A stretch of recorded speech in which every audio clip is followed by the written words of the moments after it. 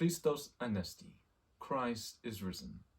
Hey everyone, it's your host here, Paladin Hansen, back at it again with another video. And in this video, we'll be going over my Greek New Testament collection. Yes, Greek New Testaments.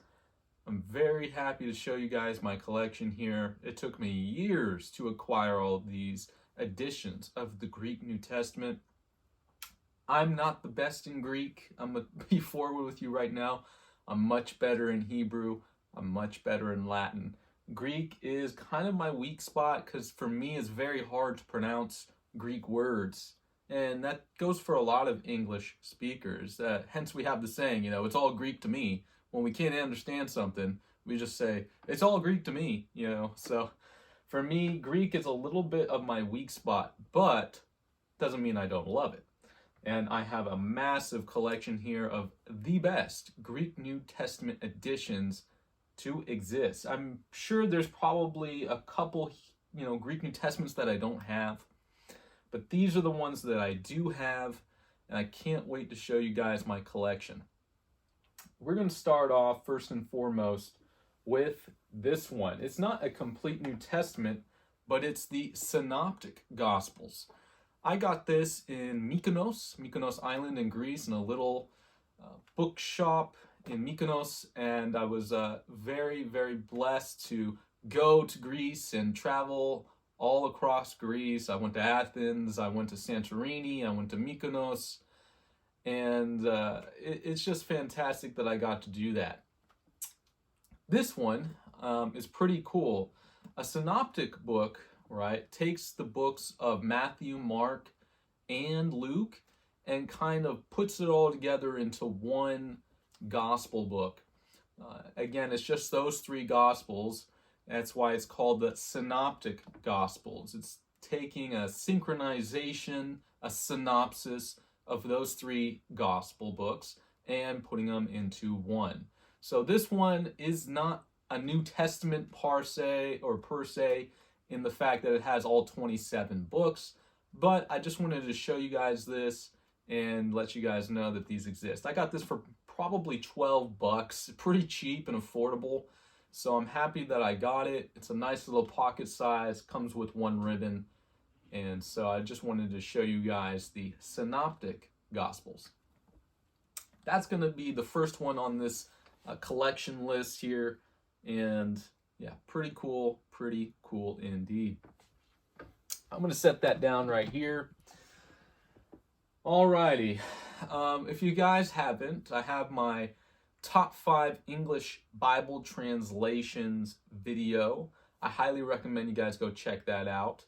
And in that video, I had a Greek New Testament that I preferred more than others. There's Byzantine type majority texts, there's Alexandrian type majority texts, and those two, Alexandrian and Byzantine, are the two types of Greek New Testaments you'll come across. The Alexandrian text, obviously based more or less out of Egypt, out of Alexandria, and some of the oldest Greek New Testament manuscripts we have are based in that region, like the Codex Sinaiticus and the Codex Alexandrinus. I'm pretty sure the Codex Vaticanus or Vaticanus is kind of a hybrid mesh of a Byzantine majority text and an Alexandrian type text. But I don't want to speak too much because in that top 5 English Bible translation video, we have a mention at the end of that video of my favorite Greek New Testament, and that is going to be the Textus Receptus. I love the Textus Receptus. It's not the oldest manuscripts, but it is very historically prevalent. They're using very old methods of writing, like isopsephy, which is allocating numbers with letters or letters with numbers. And so for me, that shows a very old method of writing. And I think that's pretty cool. And if you've seen any of my other work, I do a lot of numerical patterns and number and word play. Very fun. And it's also a level of sophistication, sadly, that's been lost in most of the Christian world. Not all of it, obviously. I mean, there's millions and millions of Christians that know all about alphanumerics and isopsephy, gematria, and Hebrew, Greek. So it's not a big deal, but it's something that should be learned more amongst Christians, and the TR does it very well. In this one, I actually ordered both of these off online from Trinitarian Bible Society. If you guys don't know about Trinitarian Bible Society, TBS, they are doing fantastic work translating the Greek New Testament into, dozens and dozens of languages, everything from Turkish to Swahili to Mandarin to Arabic, and of course Hebrew. Just great stuff. TBS, check them out. This one right here is actually in a leather cover, very nice binding, sewn binding. And then this one is their cheaper version. You can get this for like $10. This one is their hardback version. Just splendid, splendid stuff. And so I highly recommend, if you're going to get the Greek New Testament, I would actually recommend this one as a go-to, as your first one to start off your Greek New Testament collection. Alrighty, so I mentioned earlier about Byzantine majority texts and Alexandrian texts, critical texts. You know, the Byzantine majority text is what I prefer. The TR is one of those texts. But a lot of the scholars nowadays like using the critical text editions. In fact, many of our modern Bibles actually go off of the critical text editions. Most notably is the Greek New Testament, 5th Revised Edition from UBS, and Nestle-Aland's 27th or 28th edition, a lot of people pick up one of those too, of the Greek New Testament. These two are very, very popular among academics because, again, they're taking the earliest Greek New Testament manuscripts, making a Bible out of them, and then seeing what we get. Of course, this can change over time. I mean, Nestle-Aland has 28 editions. I think they're making a 29th because new manuscripts are always discovered. I think there's well over 5,000 manuscripts in Greek for the Greek New Testament, which is insane. It's actually quite impressive, considering the fact that the Byzantine Empire fell in 1453. Of course, a lot of these texts were destroyed, and, they fled westward into Roman Catholic and Protestant lands, bringing Greek with them and many Greek writings, not just of the New Testament, but of other Greek literature. So the UBS and the Nestle-Aland, these are very popular. These are two hardback editions that I got online at christianbookstore.com. Highly recommend you check out christianbookstore.com if you want some amazing, amazing Bibles and other types of Christian literature. I buy from them quite frequently, but it's been a hot minute since I have bought from them because I've been saving my money, and of course buying all these amazing Greek New Testaments has taken quite some time. So I think it's taken me 2-3 years to acquire all of these amazing editions of the Greek New Testament. And of course, I might not have 1 or 2 editions still that I need to acquire, but all the Greek New Testaments you see here, I think I have, 1, 2, 3, 4, 5, 6, 7, 8 Greek New Testaments available right now to showcase to you guys. So that's pretty impressive, a really nice collection to have. And these two are the creme de la creme of the Alexandrian type, the Alexandrian critical text.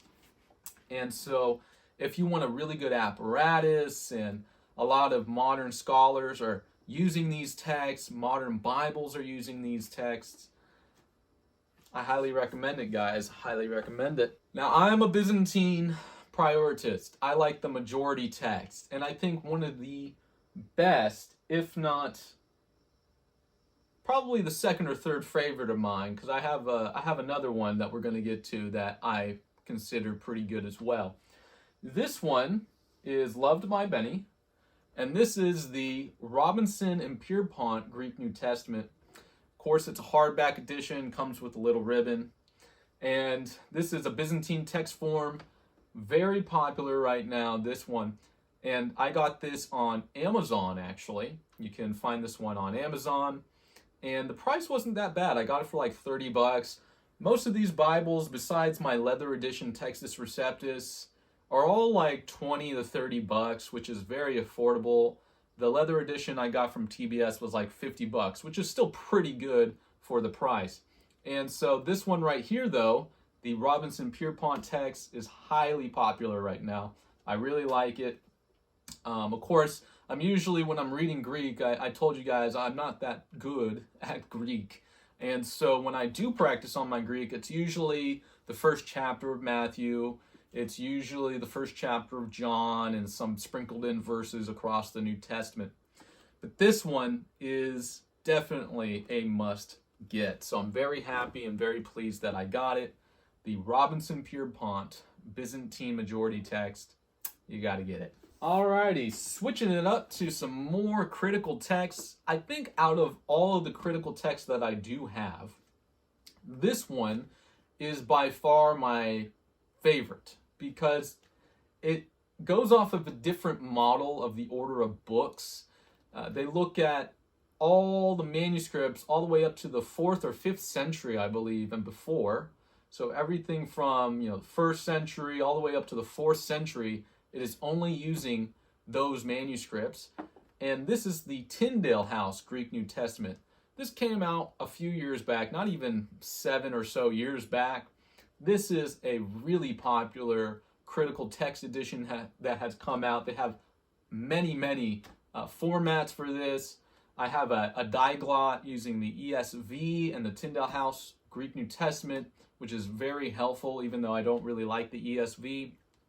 But I do like the Tyndale House Greek New Testament. The format for reading is incredibly simple and very easy to read. And so for me, a lot of times, I actually, if I want to pick up a critical text edition, I actually go for the Tyndale House, because I do like how the order of books are laid out differently, going off many of the order of books that we find in some of our earliest manuscript tradition. So that is really awesome. And it kind of gives it a uniqueness to it compared to all of these other Greek New Testaments with the order of books that we're all familiar with. Another Alexandrian type text, and this one is also pretty awesome, if I can ever get it out, is this one right here. This is the Greek New Testament SBL edition by Michael W. Holmes. I like Michael W. Holmes. He actually has the Apostolic Fathers, which was translated by him as well, using a lot of Greek and Latin diglot. It's basically a diglot, and of course you have a lot of Greek and Latin, and it's going off of his translation work for the Apostolic Fathers. In fact, let me go get that real quick. So, Michael W. Holmes, his Greek New Testament edition, the SBL edition, and Michael W. Holmes and the Apostolic Fathers.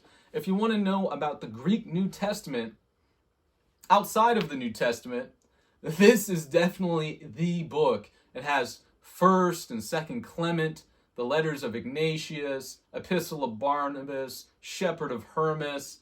It just has a lot of good Christian work, which led me to a lot older forms of Christianity, apostolic forms of Christianity, where there's bishops, presbyters, deacons, a hierarchy within the church structure, gives it order, it gives it structure. And these are kind of a companion set, in my opinion, because, again, you got the same guy with the SBL edition and the Apostolic Fathers, so you can kind of use these in totem. And I like that very much. But we're going to continue, because this is a collection video, and I don't want to ramble too long. Now, this is probably my second favorite edition of the Greek New Testament. This one I actually just acquired probably a month ago. And this is the New Testament in the original Koine Greek from the Orthodox Church. This is the patriarchal text of 1904. It is a Byzantine majority text. It goes over a lot of the nuances between the Textus Receptus and between this edition right here. I find myself talking to a lot of Greek Orthodox, and they do pick up a TR. They like it. But they will always say, go to this one because this is their official Greek New Testament. So if you want a Greek New Testament that is the official edition from the Eastern Orthodox Church in the Greek-speaking world, this is the one. So this is a very important text to have. Highly recommend that you pick this up. It's in a paperback edition, but you know what? It's what I could find. And I know there's gospel editions, liturgical gospel editions that New Rome Press has, but I'm not going to spend out $300+ on a liturgical gospel edition when it should be only like $50. So for me, that's off the table. This one is the entire New Testament, and that is, awesome. I think I paid like $25 for this. So the patriarchal text of 1904, 1912, the Constantinople patriarchal text, highly recommend. And it's very important, especially for someone who is Eastern Orthodox, delving into Eastern Christianity. This is a must-have. Alrighty, last but not least is Wilbur Pickering's Greek New Testament called Family F35.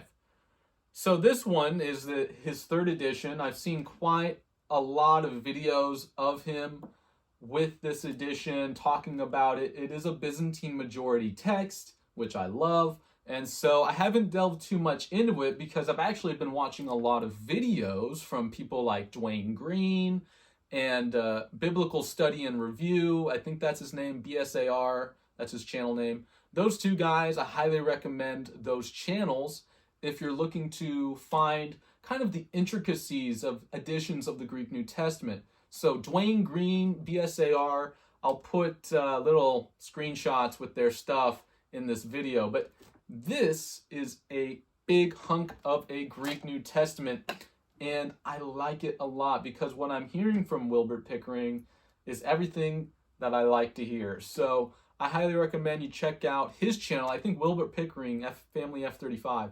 But Wilbur Pickering, he's doing great work. I think he has a YouTube channel himself, but I found out about him through Dwayne Green and his YouTube channel, and of course of B.S.A.R, a Biblical Study and Review, or Studies and Reviews. So I recommend those two channels highly if you want to get into the Greek New Testament, looking up manuscripts and stuff like that. And of course, speaking of Greek New Testament manuscripts, I'm going to put these books down real quick. I'm going to show you guys these two editions. I picked this up on christianbook.com. These are all of the texts of the earliest Greek New Testament manuscripts.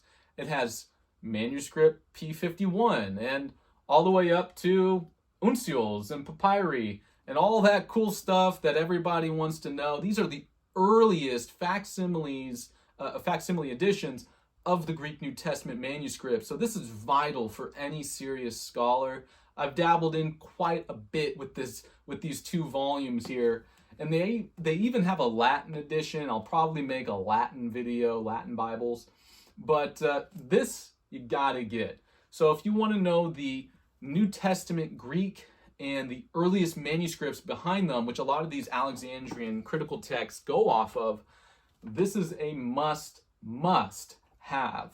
And so this is kind of my Greek New Testament collection. I don't really have any other editions of the Greek New Testament. I'm going to set this down over here. I don't really have any other editions. Let me put these all back up on the shelf here. Boom, boom. I got a lot here. Some more. And let me get these two. Voila. So these are my New Testament editions of the Greek. Remember, the Bible was written in Hebrew and Latin and Greek. these are the three sacred languages. Now, don't get me wrong. That doesn't mean there's great tradition stemming from Arabic and Anglo-Saxon and Slavonic and Coptic and Ge'ez, but they're not the three sacred languages. They're not the languages on the cross of Christ. So, what do? Well, we get the Greek and we get the Hebrew and we get the Latin. And of course, if you like Slavonic and you like Arabic and you like Coptic and you're even researching the Anglo-Saxon Wessex Gospels or something like that, hey, I'm all for it. I'm not a trilingualist heretic out here, but I do have to urge you guys to stick to the languages on the cross of Christ. Enough ranting there. So here's my Greek New Testament collection. We have the TR, we have the Robinson-Peirpont Byzantine Majority Text, we have UBS 5th edition, we have the Nestle-Aland 28th edition. These are critical texts. A lot of scholars like using these ones. And then we have the SBL edition. I really like this one because I can use this edition from Michael W. Holmes, and then on top of that go to the Apostolic Fathers and know that it's continuity there. There's some stuff going on there that's continuous. And then we have over here the Tyndale House Greek New Testament. This one is my favorite critical Alexandrian type Greek New Testament out there. It's different from the rest, and they're making many good additions or styles. There's a reader's edition, there's a simple soft cover edition like this, there's ones with dictionaries in the back of them and all that, and it's pretty cool what they're doing at Tyndale House. And I think that if you want to get a good quality and cheap critical text edition with many different formats, Tyndale House is definitely the way to go. And it's definitely a unique Greek New Testament. And of course, we have, I have it upside down here, but we have here the EOB Patriarchal Text of 1904 and Family F35 with Wilbert Pickering. These are the totem of my Greek New Testament collection. Of course, I have as well this synoptic gospel book that I got in Mykonos in Greece.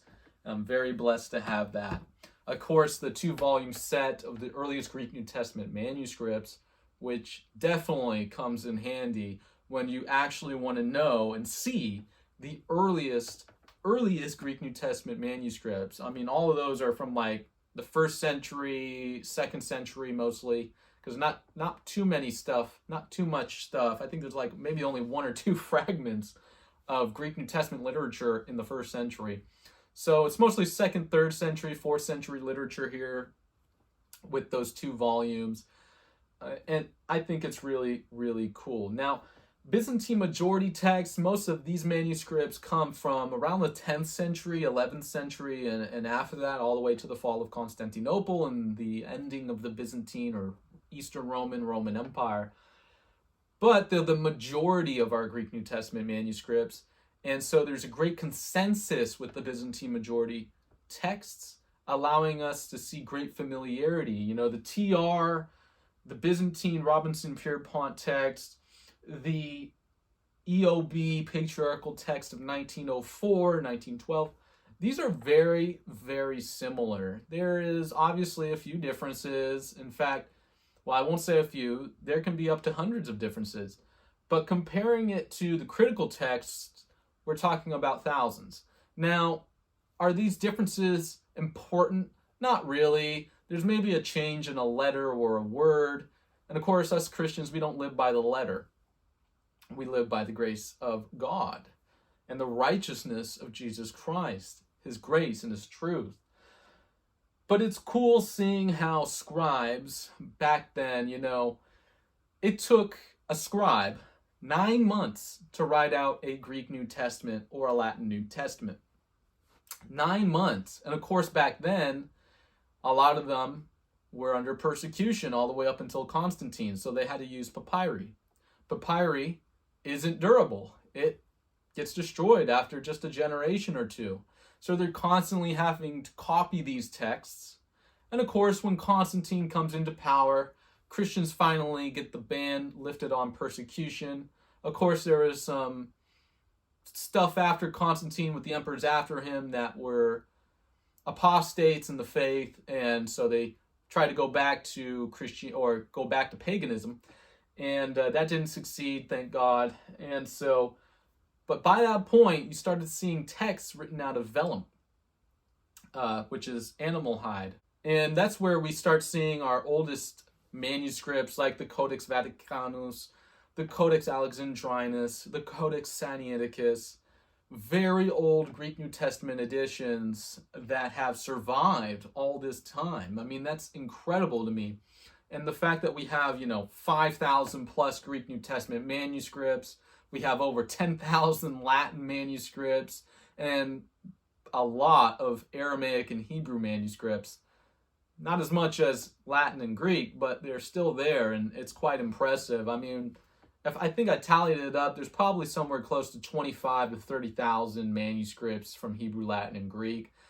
And then if you want to bring in the Coptic, you want to bring in the Ge'ez, you want to bring in the Arabic, you want to bring in the Slavonic, you want to bring in the Anglo-Saxon, whoa, it just blows up. And you realize there are tens of thousands of Greek, or not just Greek, tens of thousands of manuscripts across multiple languages that exist, all before 1000 AD or sometime around that. And I think that's just insane. This is 500 years before the printing press, and we have tens of thousands of manuscripts, not only amongst Hebrew, Latin, and Greek, but across these other great liturgical languages as well. It just really shows the preservation of God's word. And of course, yes, we have different editions because manuscripts slightly differ, but they say the same thing. And so for me, it's not a big deal, and it shouldn't be for you. This, however, is a Greek New Testament collection video. Very happy to have all of these Greek New Testaments. It took me years to acquire these all, and I don't think I need to acquire any more. I mean, I'm set, man. I'm set with all of these editions, and I'm very happy indeed. I wanted to make this video for a while now to kind of show you guys my collection in Greek New Testament manuscripts and Greek New Testaments. And I think you guys should go online and look up all the stuff I already showed you and where to go. Christianbook.com, you can find it on Amazon. You can go to New Rome Press. They have some Greek literature on there, some patristic writing and whatnot. And so for me, I highly recommend that you go and check these places out. Check out these Greek New Testament editions, especially if you're serious about collecting Greek New Testament literature or Greek literature in general. So, without further ado, this is Paladin Hansen signing out. May God be the glory. May God be the praise. We'll see you guys in the next one.